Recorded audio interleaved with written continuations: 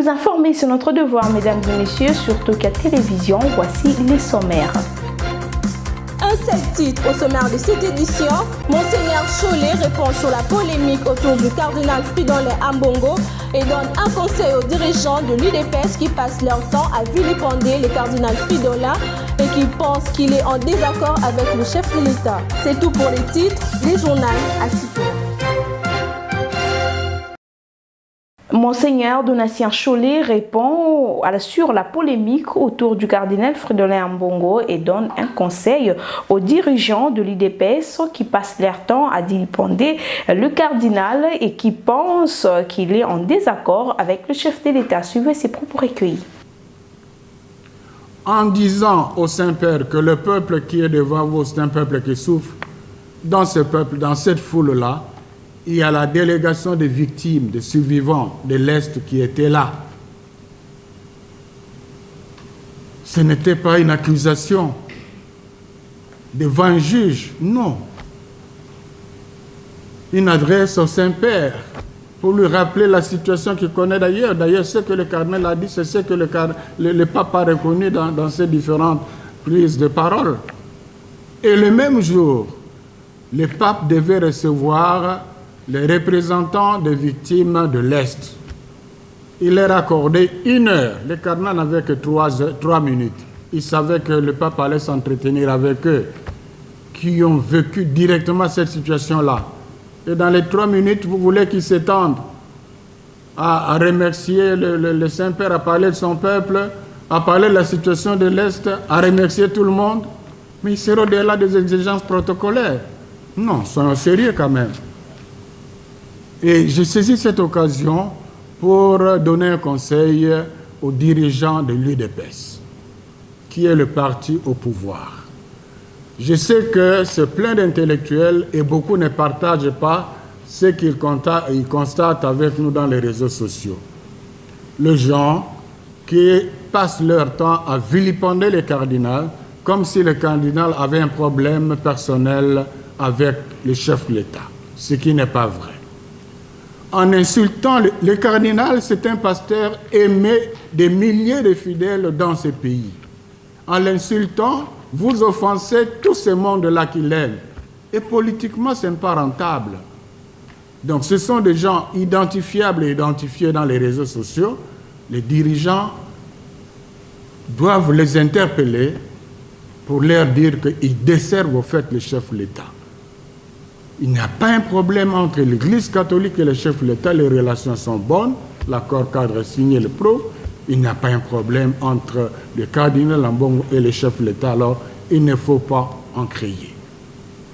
Les évêques membres de la Synco réunis en assemblée plénière le 4 février 2023 pour remercier à la suite de la visite apostolique du pape François en République démocratique du Congo et bénit le Seigneur qui a fait que cette visite se déroule dans de bonnes conditions. Remerciement des évêques membres de la Synco à la suite de la visite apostolique du pape François à RD Congo. Nous, cardinal, archevêques et évêques membres de la Conférence épiscopale nationale du Congo Synco, réunis en assemblée plénière extraordinaire le 4 février 2023, au lendemain de la visite apostolique de sa sainteté le pape François, bénissons le Seigneur pour ce temps de grâce que nous venons de vivre. 1. Action de grâce. Nous rendons grâce à Dieu qui a fait que la visite du Saint-Père se déroule dans de bonnes conditions. Nous remercions le Saint-Père pour sa sollicitude pastorale à l'égard du peuple congolais. Comment se fait-il que l'envoyé du Seigneur vienne jusqu'à nous? Luc 1, 43. Béni soit celui qui vient au nom du Seigneur. Matthieu 21, 9. Nous saisissons cette occasion pour remercier nos fidèles qui ont répondu massivement à notre appel à se mettre en prière pour la réussite de cette visite apostolique qui a fait la joie de tout le peuple congolais 38 ans après celle du pape Saint Jean-Paul II. Nous exprimons notre gratitude particulièrement à son Excellence Monsieur Félix Antoine Tshisekedi, président de la République, chef de l'État, d'avoir adressé l'invitation à sa sainteté le pape François pour visiter la RD Congo et pour son impulsion et implication dans les préparatifs de l'accueil du Saint-Père. Nous exprimons aussi notre grande reconnaissance à son Excellence Monsieur le Premier ministre et à tous les membres du gouvernement congolais ainsi qu'aux autorités politico-administratives de la ville-province de Kinshasa qui se sont engagés corps et âme en donnant de leur temps pour les préparatifs et les moyens financiers ou matériels pour la réussite de cette visite historique. Nos sincères félicitations aux forces de sécurité qui ont su maintenir l'ordre avec professionnalisme. Nous remercions Son Excellence Monseigneur le Nonce apostolique et ses collaborateurs pour tout ce qu'ils ont donné pour le succès de cette visite apostolique. Ces atrocités ont été commises la nuit du samedi 4 au dimanche 5 février suite à la mort d'une dame qui, après sa mort, le membre de sa famille ont tué leur oncle suspecté autour de ces macabres. Pour Jean-Marie Tantoumeille, ministre et député honoraire et acteur de la société civile natif de cette contrainte, les autorités provinciales, notamment l'administrateur du territoire, le ministre provincial de l'Intérieur, ainsi que le gouverneur de la province devront prendre des mesures urgentes pour rétablir l'ordre dans cette partie du territoire national congolais, faute de quoi il sera dans l'obligation de saisir les instances du pouvoir central afin que règne la paix et la quiétude dans ces villages vidés de ces populations. Suivez.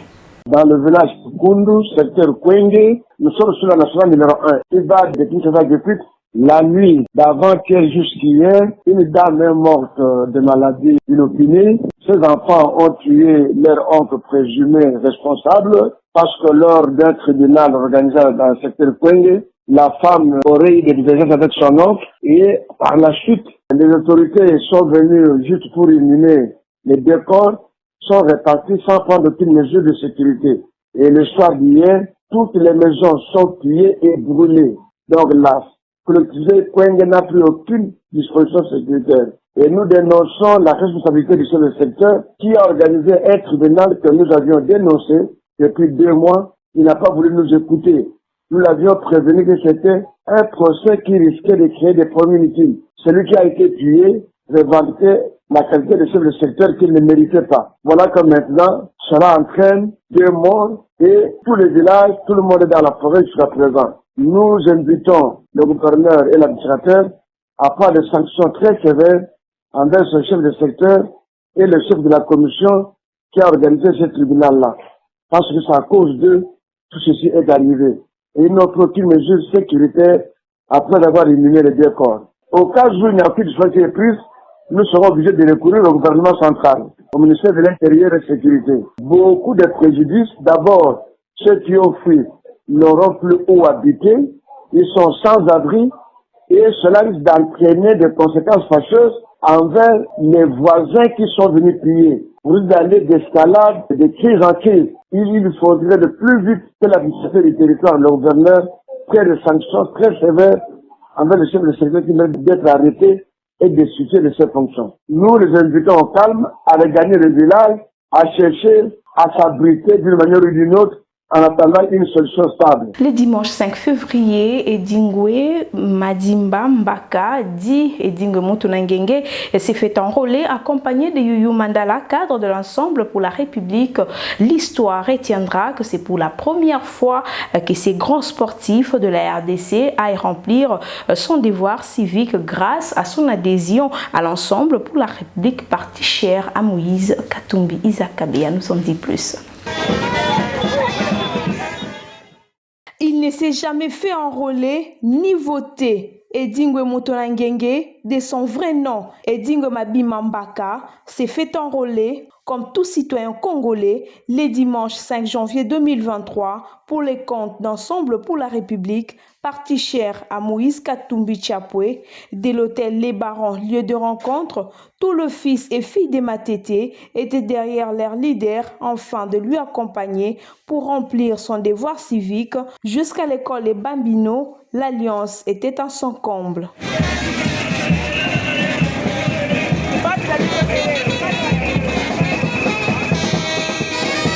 Arrivé sur les lieux, Yaedi, comme on l'appelle affectueusement, s'est fait enrôler en respectant les procédures. Accompagné de Yuyu Mandala, cadre d'Ensemble pour la République, celle qui a rendu cet événement possible, ils n'ont pas manqué de donner la quinquétance de cet enrôlement historique. La première fois la vie n'a rien à voter la seule qui n'a ni aussi pour un exemple Cambodge mais continue Cambodge Cambodge où la bonne école c'est tout les gars toujours carte maintenant montrer que oui bengi soki otali parmi biso eza mpe na bacateurs ebele donc tobengisi bacateurs nyonso discipline nyonso ezala kuna lukunga moamba jambe biso nyonso toya tosangana po tokende liboso po te 2023 tovote président na biso moïse bacateurs nyonso bazali na nsima ya ye champion edino tobengisi bango nyonso baya afin ke toganye maponami na 2023. Après avoir effectué son devoir, les maîtres du jour et son équipe se sont rendus au siège national d'Ensemble dans la commune de Kintambo pour adhérer officiellement à son parti.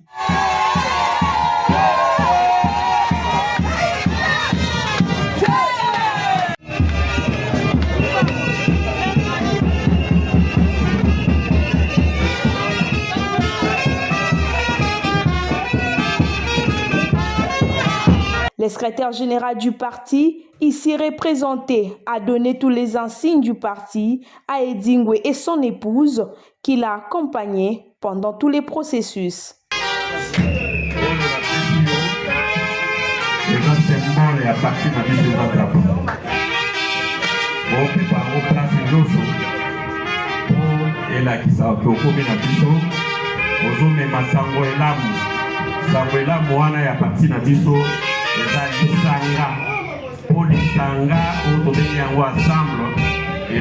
Après le lancement des opérations d'identification et d'enrôlement des électeurs, la commissaire générale du gouvernement provincial en charge du genre, affaires sociales et actions humanitaires, Nathalie Lunda Ngandou, a appelé les filles et fils de cette province du Lualaba à s'enrôler massivement afin d'avoir plus de représentants au niveau tant provincial que national. Erit Masikini. Mes très chers et aimables compatriotes, l'enrôlement est un acte civique et patriotique. À cette occasion, j'invite les filles et fils du Lualaba profond et particulièrement ceux de la ville de Kolwezi de s'enrôler massivement pour donner un second mandat au président de la République, chef de l'État, son Excellence Félix Antoine Tshisekedi Tshilombo, pour la continuité de sa vision axée sur le peuple d'abord. Nous voulons un Congo uni, prospère, où il fait beau vivre, car les changements, c'est Fachi Béton. Merci. Victimes des démolitions de leur maison par l'entreprise Tengefungurume Mining, ces travailleurs de la Gécamine au camp Trabeco, situé dans la commune rurale des Fungurume, disent toujours préoccupés par les non-indemnisations de leurs bâtisseurs. Selon la nouvelle société civile congolaise Coordination du Lualaba, les procureurs généraux près de la cour d'appel de cette province sera à la base du blocage de l'évolution de cette affaire qui met ces familles estimées à 92 ménages en péril. Suivez. Ils ont les titres. Vous voyez? Ils ont les documents y afférents, ils en ont. Ce sont des titulaires fonciers. Et demandez-leur où est-ce qu'ils sont logés actuellement. Ils sont en train de souffrir. Parmi eux d'ailleurs, il y a au moins 27 morts. Vous voyez? Donc, raison pour laquelle nous profitons de l'occasion pour présenter nos condoléances aux familles éplorées, parce que c'est inacceptable. Le pape François qui est venu ici dans notre pays a dit ceci: le pouvoir n'est pouvoir que lorsqu'il est service. C'est-à-dire, vous qui avez le pouvoir, pour que le pouvoir soit pouvoir, soyez seulement des vrais serviteurs. C'est-à-dire, vous avez le pouvoir judiciaire, monsieur le procureur général, servez ces gens. Ils sont victimes. Pourquoi ne pas interpeller TFM et la Gécamine pour qu'on leur paye leur argent? Le ministère des Affaires foncières a été très clair. Il a appelé TFM pour qu'ils puissent payer ces gens qui sont autour de moi. Mais comme eux aussi avaient porté plainte TFM au parquet, raison pour laquelle le procureur est en train de lambiner sur le dossier. Est-ce que vous imaginez au niveau de ce jour ici, si l'argent qui avait la valeur là-bas, en son temps là, que ça pouvait être payé, et que ça n'a pas été payé, maintenant on est en 2023. Là où tout a dévalué, tout maintenant a de la valeur. Dites-moi, quelle est cette maison qui coûte 7 700 $? Même s'ils achetaient une parcelle, ils vont construire avec leurs mains. C'est tout ça le problème, non? C'est-à-dire qu'on puisse réactualiser les calculs. On a été au parquet général, mais on a compris que le procureur n'a pas cette bonne foi. Je crois avoir dit que Madame ministre nationale de la Justice mettait hors d'état de nuire ou enlever tous ces procureurs-là qui ne font pas le travail, qui ne rendent pas le bon service à la population. Je crois que c'est le cas aujourd'hui. Voilà, on en est là maintenant en 2023. On remet dans les mêmes choses, raison pour laquelle j'en appelle encore, je réitère mon appel. Madame ministre de la Justice, enlevez-nous ces procureurs-là qui ne veulent pas rendre service à la population. Parce que quand on a le pouvoir, c'est pour rendre service. Ce n'est pas pour autre chose. Ce n'est pas pour écraser les gens, non. Ce n'est pas pour écraser les vulnérables comme ces personnes qui sont ici. Toutes les bâtisseurs anarchiques se trouvant dans la servitude de la Société nationale de chemin de fer SNCC qui passe par la province du Lualaba, sommet des déguerpis avant les opérations de démolition qui s'annoncent bientôt. L'appel a été fait par le gouvernement provincial du Lualaba par le biais de son commissaire chargé des affaires foncières lors d'une campagne de sensibilisation lancée à l'intention de ces derniers. Ben Dinanga. Aux côtés de la voie ferrée, des logis, buvettes, des expositions des soudeurs, ce sont des habitations sorties des terres, presque dans l'illégal.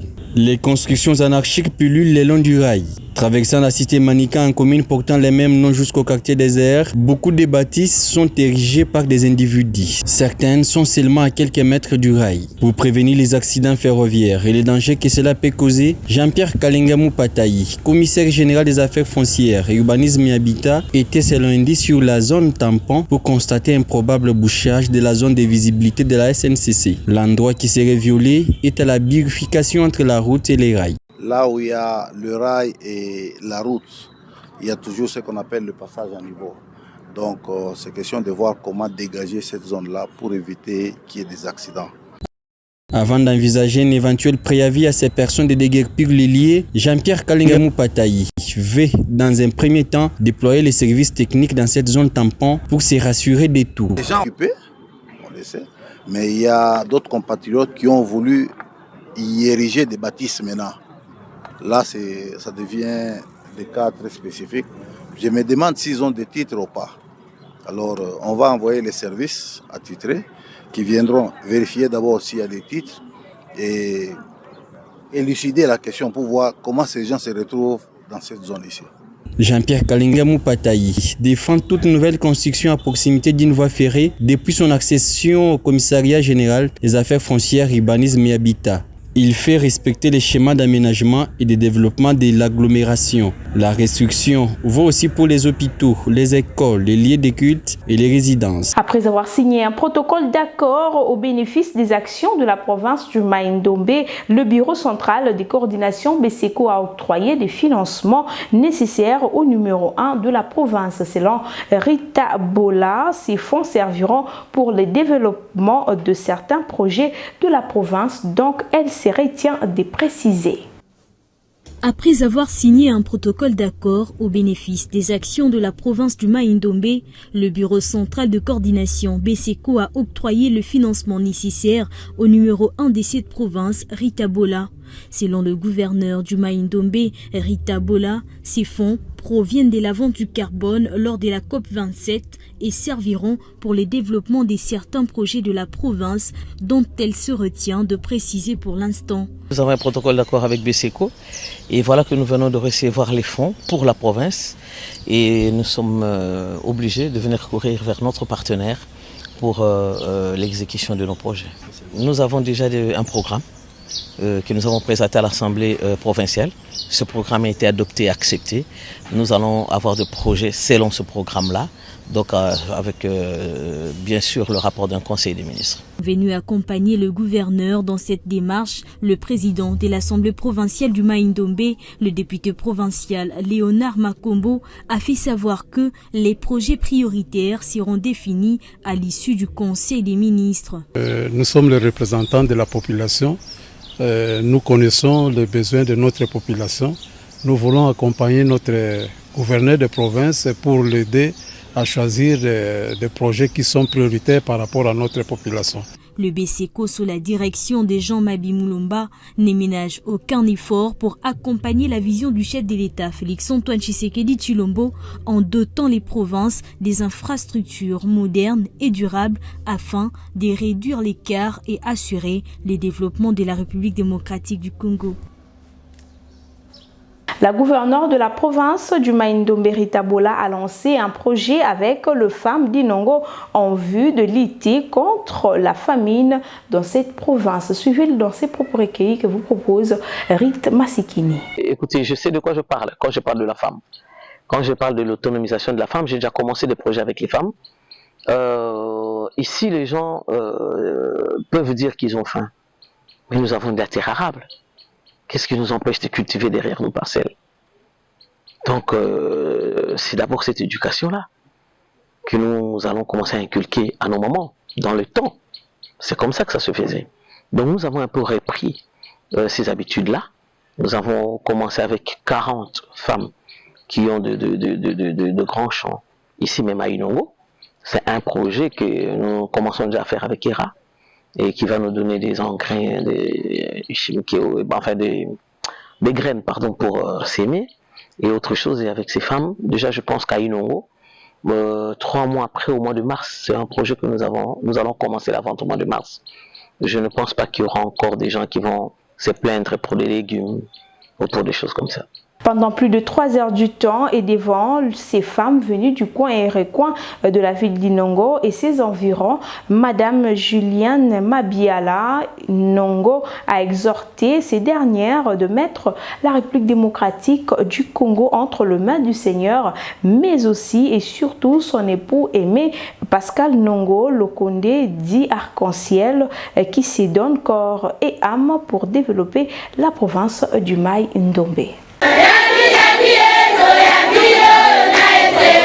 C'est dans une ambiance très chaleureuse et exceptionnelle que Madame Julienne Mabiala Mongo, épouse de Sa Majesté et président national du parti politique, Congrès national africain pour le réveil du Congo, chez Aimé Pascal Mongo Lokonadi Arc-en-Ciel, a été accueillie par les femmes de la ville d'Inongo et ses environs.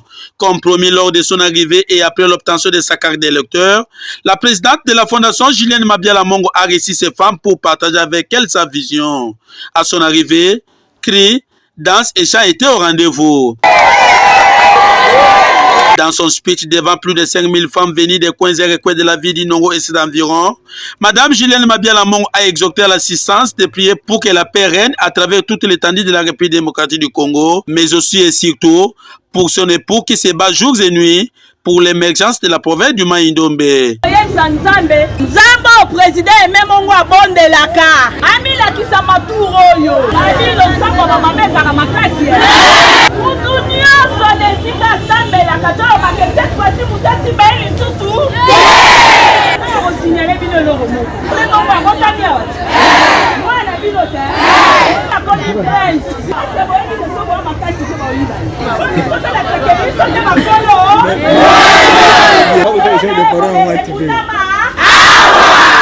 Cette fois-ci, pour jamais.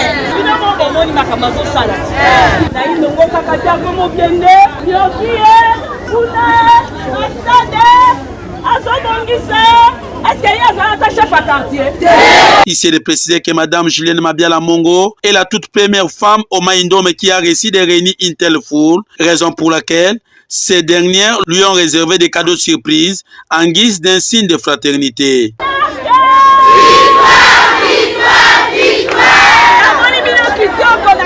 Vendredi 5 février 2023, les élèves de l'école Kingdom Heritage Model School et leurs professeurs étaient au terrain de football. Question pour d'évacuer le stress de la première semestre et bien préparer les examens en cours. Le match s'est soldé par 3 buts partout. Isaac Abea et Ruth Masikini étaient sur place pour le compte de Tokia Télévision.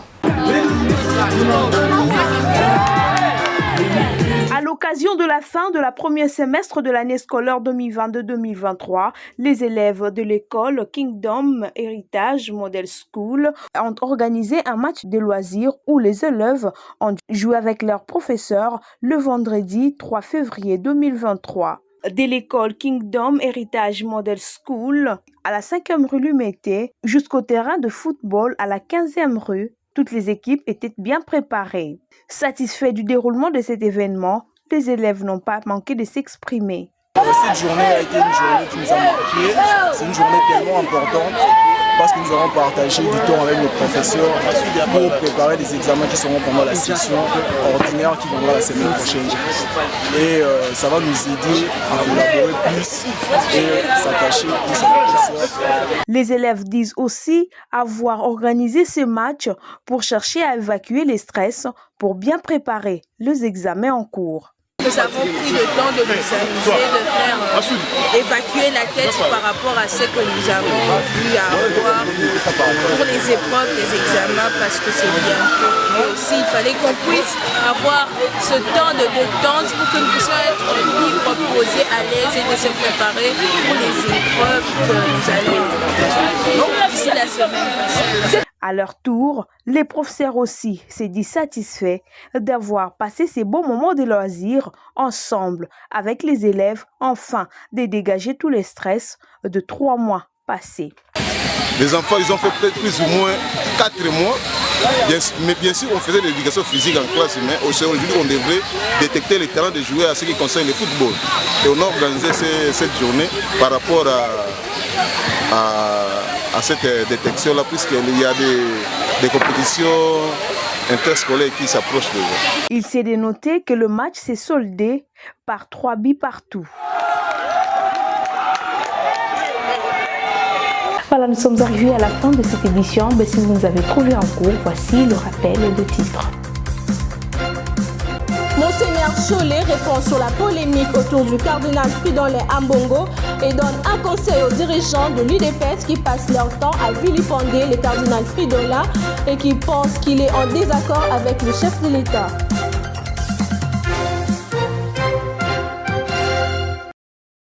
Voilà qui met un terme à cette édition de ce soir, mesdames et messieurs. L'édition était assurée par Ruth Masikini et la réalisation d'Isaac Kabeya. Bonne suite au programme. Mais l'info en continue sur le www.tokia.cd. Au revoir.